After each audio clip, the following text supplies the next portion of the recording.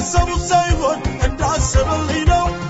እግዚአብሔር አርጎታል እንደተናገረው እርገጠው ይለኛል ጠላቴን አዋርዶ አሸፈተው ልቤ አሳይቶኝ ማዶ ወንጀሉም አይደለም አበሉም ይለኝ ጌታ ነው የማምነው ሻገር ያለኝ ሁኔታን አይደለም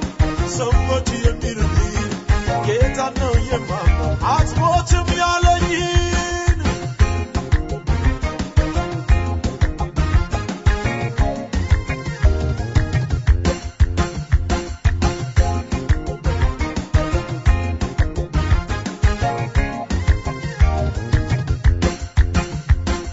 እንደተናገረኝ ጌታዬን ታምኜ